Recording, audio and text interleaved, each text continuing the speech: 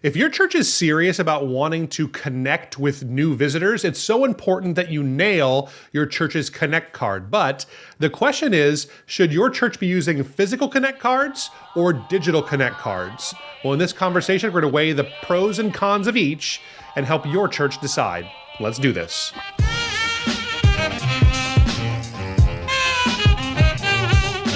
Well, hey guys, I'm Thomas. And I'm Ian. And today we're talking about digital Connect cards versus physical Connect cards and which one is right for your church. Who's going to win in a fight? Yeah, it's an ultimate showdown, digital versus paper Connect cards. So I think it should be an important conversation because I think a lot of churches have always used physical Connect cards. Like when we say Connect cards, talking about the cards that you give to your visitors when they've come for the first time, right, and that you ask them to fill out. And so a lot of churches have done things, and we know one thing about churches is that there is a lot of resistance in most cases towards change. And if we've always done something one way in a church, it's especially hard to stop doing it that one way. Right. But I think this is one of those things that it's probably time to evaluate it if your church is still doing physical Connect cards. And we want to break down a little bit of the reason why we think that maybe the time has come for digital to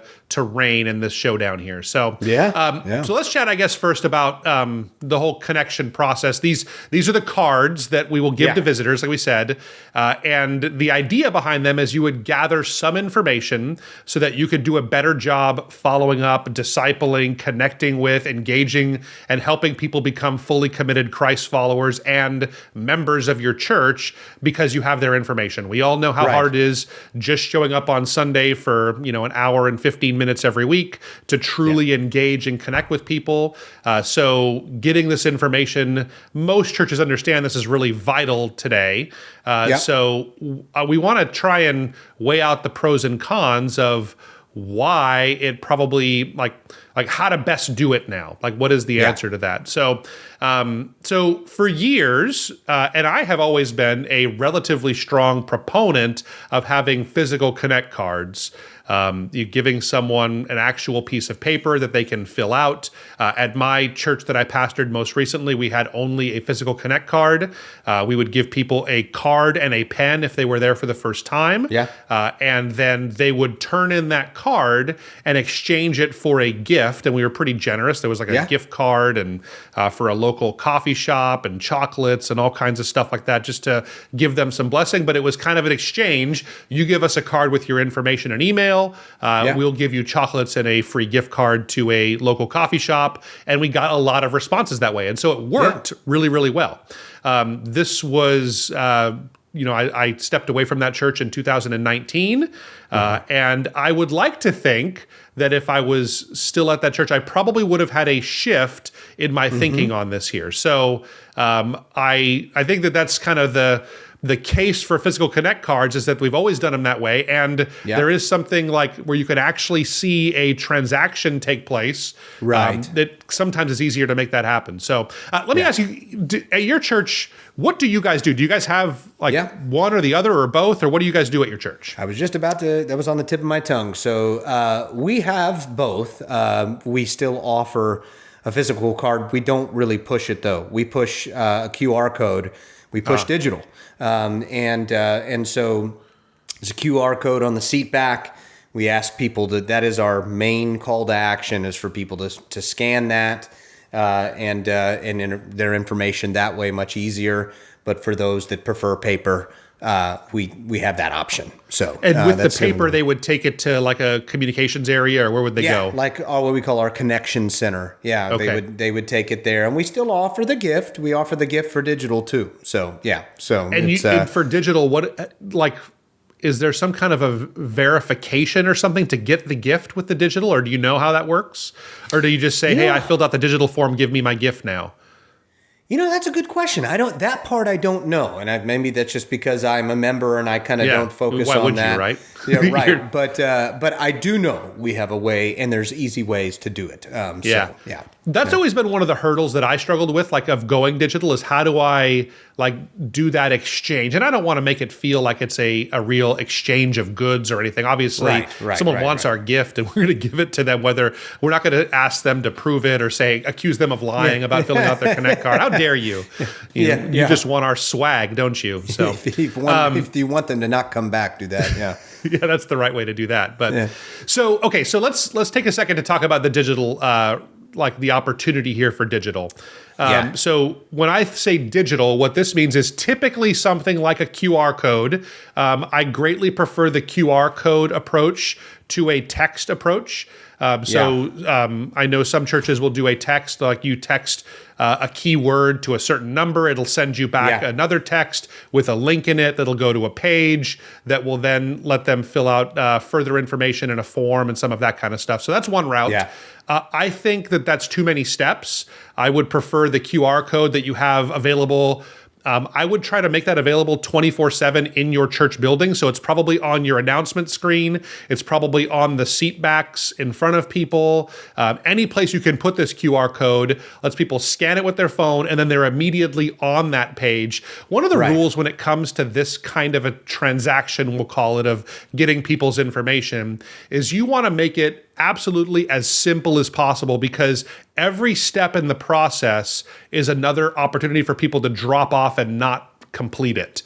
So you want to do your best to make it as seamless as possible with that. So for instance, with the texting approach, I have to pull out my phone, I have to go into my messaging app, I have to type in a 10-digit number, I have to write in a keyword, I have to send it, I have to get a response, I have to get a link there and do it, versus I have to pull out my phone, pull up my camera app and scan it. Like that's such an easier process, I think, for most churches there. So, and then the idea is once they've scanned that, they're going to land on a page that's going to have probably some information about your church and why you're so happy that they're going to be there and what you hope they'll receive from this day. You'll talk about that gift that you're going to give them. But then the main call to action is a form that people will give you as much detail as they're comfortable giving you. One of the pro tips I've learned about these digital Connect forms is you want to ask the questions in stages. So you don't want to have a long form that has their name and address and phone number and email and kids' birthdays and all those kinds of things in there all on one sheet. Because when I see a form with 19 fields in it, I'm going to say, I'm not going to do this, or I'll do this some other time and I'll never get around to it again. But if I ask, hey, just what's your name?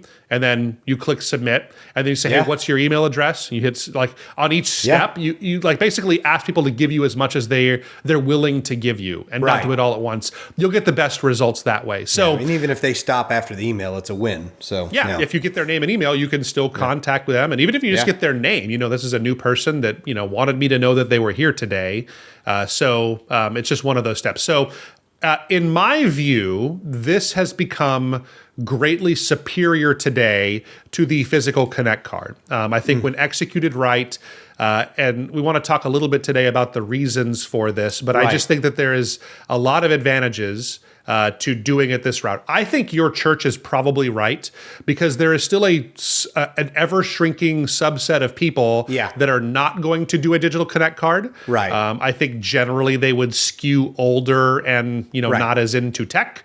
But I think more and more, you have a growing group of people that are going to prefer that method of communication and doing a digital Connect card to getting a pen and writing out something on a physical one and going to turn it in. So I think that this is a really big opportunity, I think, for churches. And really, what it all comes down to is getting the most information from people, getting the most people to fill out some of their information as possible, and getting them to do it in a timely manner. But we kind of broke down, we have a handful, I think we came up with five reasons why your church probably needs to pivot to this digital form. So I don't know, maybe you can kick us off on that, Ian, and talk us through some of those ideas we came up with. Well, yes, because all of these things we think are going to really streamline things for churches. And the first is increased efficiency. And that's, they streamline the process for data collection and management. So they don't have to you don't have to have hours of manual data entry. Instead, you get that information real time and quickly. So it saves time. Yeah. It saves time, and here's why I think it's even more important. Yes, I mean, there's volunteer hours that go into data entry and those kinds of things, and this is going to be different for different churches. If you get 2 visitors a week, it's probably not a huge, I don't know, maybe a secretary, or maybe it's the pastor that's filling that out and putting it into your CRM system and doing the emails. But if you're getting 20 visitors a week, it starts to add up, and there's emails that go with that, and there's all that work that goes into it. So there's definitely the time savings, but I think with the efficiency comes your speed in this. And this is like, I can't emphasize this enough, how important it is to follow up quickly with people when their experience at your church is fresh for them. Yep. So you and I know this, right? Because you and I have been we've been running a business for 2016 for REACHRIGHT, and even before that, we've been in business. And one of the golden rules, you do sales here at REACHRIGHT, and so if someone were to send in a form requesting information and we took 2 weeks to return their call and say, hey, did you have any questions for me or something like that, versus if you sent them an email or a text or a phone call within 5 minutes of them filling out that form, where do we get a better response? Obviously, the faster follow-up. It's obvious, right? Yeah. So it's but I don't think people, if you've been in sales, you really understand this. I think that time is of the essence with these kinds of things, and that's not to say that this is necessarily sales with churches, but you'll just get a better likelihood of people taking next steps if we follow up in a timely manner. So I think what's great about this is if they're filling out a digital connect card, you could have automated email processes that send them a message on Sunday afternoon, right when it's totally fresh for them still, and it just says, hey, I was so excited, I want to be praying for you this week. How can I be praying for you? And your odds of getting a response on that email are much higher if it goes out on Sunday afternoon, as opposed to Monday or Tuesday when people are back in the office and someone's around to do the data entry and then actually do that the actual steps it'll take to get that communication out to them. So there is an efficiency on that side, not just your time savings, but how quickly you can do it. That's a huge part of it. Yeah, that's huge. Next one, better data utilization. So, so it's it's a good segue from what we just talked about, but so you're going to get just more information about that person, I think a lot more effectively. So it helps you kind of tailor your the detailed information you get. You can tailor your outreach efforts, the interests of that person. So it just helps foster stronger church community too that way. Yeah, I think that what this looks like is what we were talking about before, where you would never have a physical connect card that would ask, you wouldn't have a 14-question physical connect card, right? If you were doing a physical connect card, I think 4 is the limit to the number of fields you could ask, like you can fill out here. So usually it's going to be name, email address, phone number, and then I usually did like, how did you hear about us or something like that. But you might want to try address, although I would recommend against that because people are very unlikely. If they don't know what you're going to do with their address, I think people's biggest fear is that they're going to get a house visit from a church they attended once. That a pastor's going to come knocking on their door like a Jehovah's Witness or something like that and want to come and sit and talk about the Bible with them or something. So there's 1% of the population wants that, 99% don't. And so they're going to be reluctant to give you their address. And when they see that on the form, they say, I'm not going to fill out that connect form anyway because there's an address form on there. So I'm just going to ignore the whole thing. So the nice thing about having a digital one is that people can fill out, if you're asking questions one at a time, they'll fill out all the way up to the ones that are the most invasive, let's say, and then you'll still have that information and you can utilize all that data like you're saying there. So that's a good thing. That's good. It's smart. It's really smart. So next one too, this one's good, cost savings.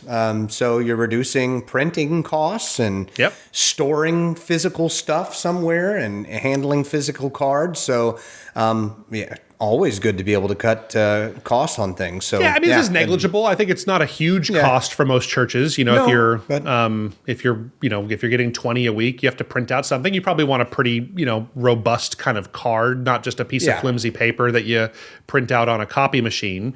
And if you're giving out physical cards, you usually have to give out a pen as well because you don't want someone to have a card, but I didn't fill it out because I didn't have a pen with me.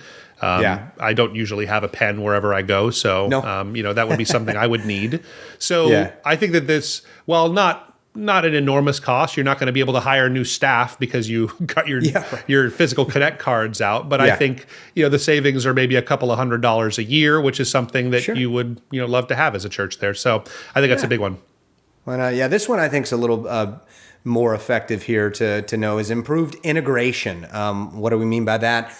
This one is where really it's pretty cool. There's most churches I find now are using church management software of some kind. And so most of these digital Connect cards will talk to whatever church management software you're using. So why that's so smart is that you get the data entry and everything just instantly. So, someone's going to fill out this information. It's going to go right into your database. You have it there. Again, this saves time on and work on physical data entry. So it's really smart. And you're kind of killing a couple birds with one stone, so to speak. Yep. I think so. Most of the time, the actual form for most churches, if you have a good church management software, you can embed a form that they give you to enter new people into your church management software. And then any good church management software is going to have a nice follow-up process. You can kind of work within that. It really takes the amount of data entry and integration, like it's integrated to make zero real work to get this information in there. So I got to tell you, I've pastored multiple churches, and I know that's one of the hurdles is just getting that data and getting it entered. Sometimes it gets missed, sometimes it gets mistyped. There's lots of places for failure in this here, and again, it feels like it's just not a big deal. Sometimes it's easy to dismiss it. Well, I got their email address wrong. What's the big deal? Well, I mean, these are real opportunities to disciple real people and have eternal consequences tied to them in some cases. Yeah. And so I think it is like anything we could do to stop some of those errors and things to make from happening and actually helping people along this discipleship process, it's going to go a long way. Adapt to digital trends. Now, means relevance, right? So basically, you want to keep pace. It's, everything's becoming more digital. This makes you more relevant to the next generation. They're, who themselves are digital natives. So, it's just going to help you be relevant, keep everything more accessible. And people prefer that. Yeah, I think it's pretty simple. This is something that 15 years from now, if this video is still on YouTube, people will look at it and say, gosh, what? Can you believe people even had these discussions back then, in the dark ages before, we may all be wearing the Apple Vision Pros and going to church on our eyes. Who knows what's going to be happening then? But I think that this is definitely something that is, it's clear that the trend is towards digital. I'm going to more and more restaurants with digital menus and those things. And, you just have more of this experience. People are more comfortable with QR codes than ever before. I think we've hit that tipping point where if you took an average person in the United States, they'd probably prefer a digital form to a physical one. That may not have been the case 5 years ago, but I think it's here now. So it's probably time for us to pivot. So agreed. I think in the end, the question of what should a church do? I think your church probably has it exactly right, Ian. I think that there is probably still a place. There's maybe a small subset of the population at this point that is not going to be like ready to pull out a phone and get a QR code and type in their information on their phone. That's just not how they live their life. I think generally that's the older end of the population, and we want to honor them as well. And so I think having them available, giving them to people if they request it, or maybe having it in seat backs. But I think you should be emphasizing the digital route at this point. I think that it's something that you want to put most of your effort into that side of things. Prioritize it. Yeah. So I think the smart church would do that. I think that you would part of that is getting your Connect page really dialed in. You want people when they hit that QR code to get onto that page and have a very affirming experience of, like that this is that really help them to build an affinity for your church. And then once you've done that, you have a much higher likelihood of them filling out that form. Still, we've done episodes about giving people gifts and some ideas behind that. And there's lots of thoughts on that. We'll put some links in the show notes to that here. But I think it's time to go digital. So if you disagree, let us know in the comments. We'd love to hear about that and have a discussion. If you agree or you have another question on it, let us know down on there too. It would always mean a lot to us if you would rate, review, subscribe, do all those kinds of things. Thanks so much, guys, for being a part of the Reach Right family, and we'll catch you next week. See ya.